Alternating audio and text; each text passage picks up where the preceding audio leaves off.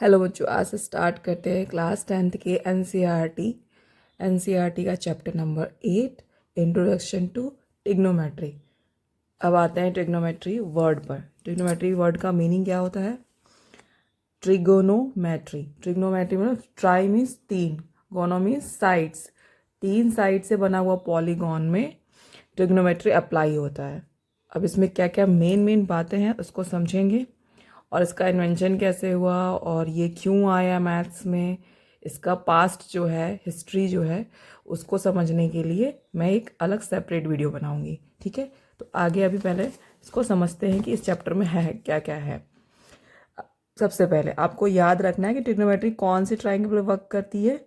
ये right angle triangle पर work करती है। कौन से ट्राइंगल पे? राइट एंगल ट्राइंगल पे, राइट एंगल ट्राइंगल पे। ओके, और राइट एंगल ट्राइंगल्स में ट्राइंगल है तो उसमें तीन साइड्स होंगे। तीन साइड में जो सबसे लंबी साइड है, मीन्स 90 के जस्ट सामने वाली साइड, वो क्या होती है? हाइपोटेन्यूस कहलाती है। ठीक है, ये हमारा हो गया बेस और ये हो गया हमारा परपेंडिकुलर। क्लियर?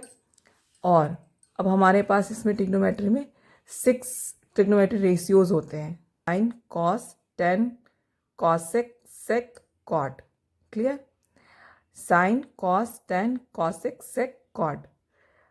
साइन जो होता है हमारा वो कॉस का कॉम्प्लीमेंट्री होता है, या कह सकते हो कॉस जो होता है वो साइन का कॉम्प्लीमेंट्री होता है। कॉम्प्लीमेंट्री एंगल्स आपने पढ़ा होगा।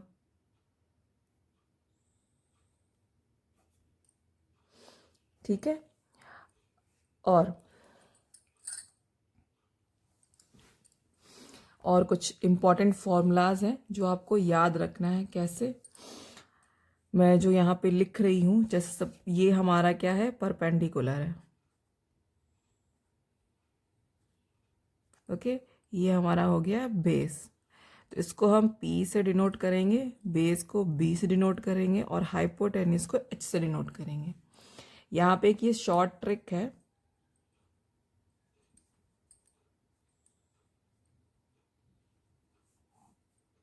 जो आपको याद रखनी है। वो इस तरह से है, जो ये साइन रेशियो पे काम करेगा।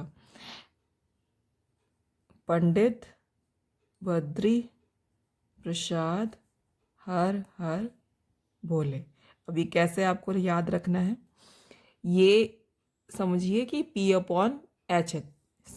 देखिए, जैसे यहाँ पे लिखा हुआ है रेशियोज है। क्या है रेशियोज? मीन्स इसमें एक न्यूमरेटर होगा, एक डिनोमिनेटर होगा, तीन छः में। ठीक है, तो पंडित बद्री प्रसाद हर हर भोले, इस तरह से P/H ये वाला रेशियो साइन होगा।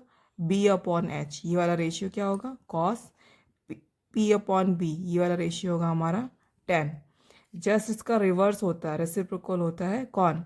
साइन का रेसिप्रोकल क्या होता है? कॉसेक होता है। कॉस का क्या होता है? सेक होता है। और टेन का क्या होता है? कॉट होता है। तो इसको हम किस तरह से पढ़ेंगे? कॉट का हो जाएगा B/P, सेक का हो जाएगा H/B, और कॉसेक का हो जाएगा H/P। ओके, तो हम ये इसका रिवर्स होते हैं। तीन अगर आपको याद हो जाएंगे तो बाकी तीन इसके। आगे मूव करते हुए सबसे पहले समझेंगे सबसे इम्पॉर्टेंट पार्ट, जो कि बच्चों को याद रखना है, समझना है। जैसे मैंने अभी यहाँ पे एक राइट एंगल ट्राइंगल बनाया। क्लियर? ये हो गया हमारा सी, जो एंगल है वो हमारा कैसा है? 90 एंगल है। अब ये 90 एंगल है तो ये क्या हो गया हमारा? हाइपोटेन्यूस हो गया। ये हो गया परपेंडिकुलर, ये हो गया हमारा बेस। क्लियर?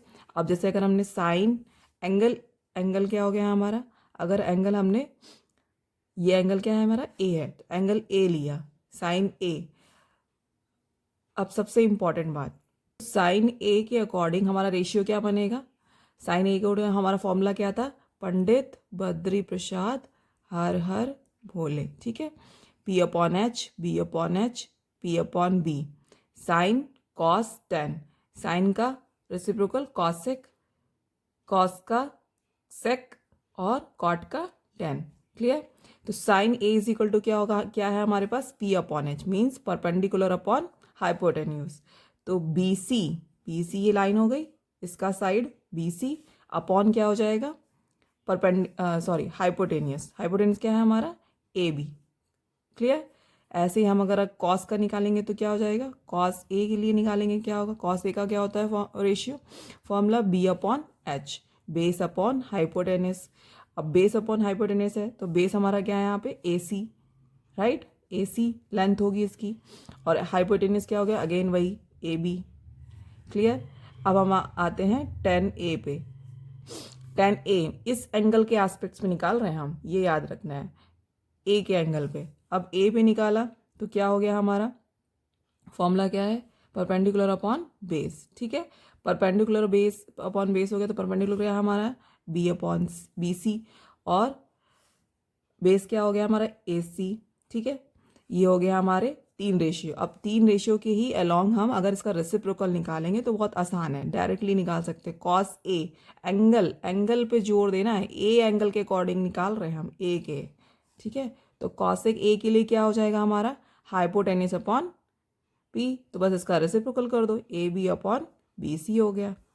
ठीक है, ये क्या हो जाएगा, सेक ए क्या हो जाएगा हमारा, सेक ए का हो जाएगा हमारा हाइपोटेनियस अपॉन बेस।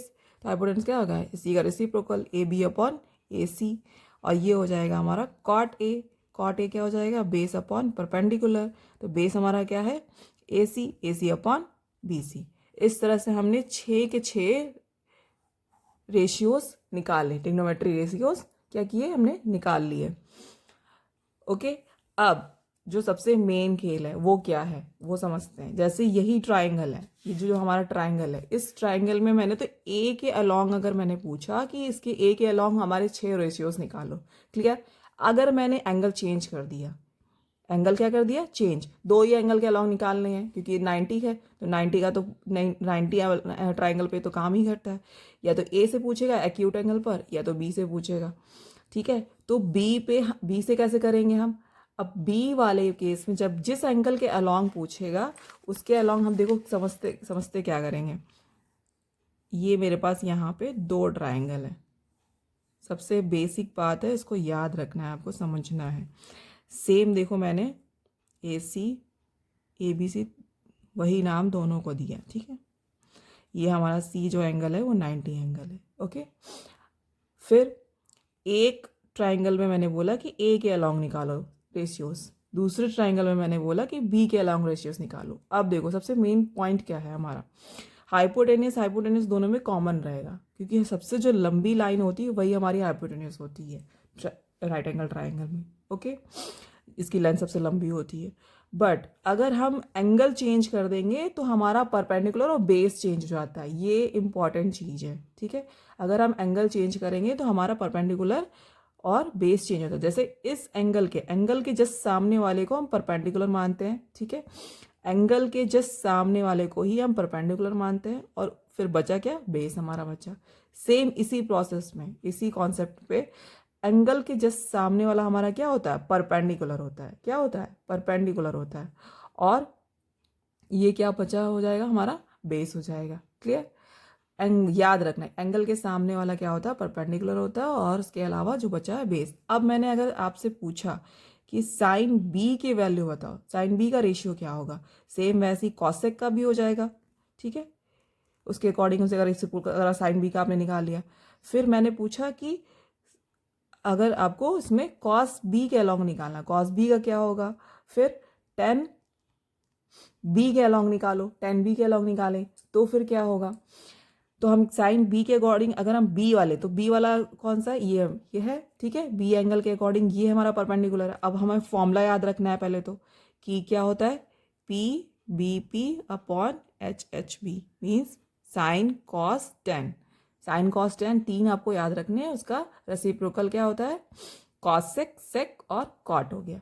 ओके, अब साइन बी के अलोंग फॉर्मूला तो वही रहेगा, क्या होगा हमारा, P upon H means perpendicular upon hypotenuse. But हमारे यहाँ पे साइड्स चेंज हो जाएंगे, राइट। हमारा परपेंडिकुलर क्या बन गया, ए सी बन गया, तो ए सी अपॉन क्या हो जाएगा, B C, sorry B C नहीं, ए बी।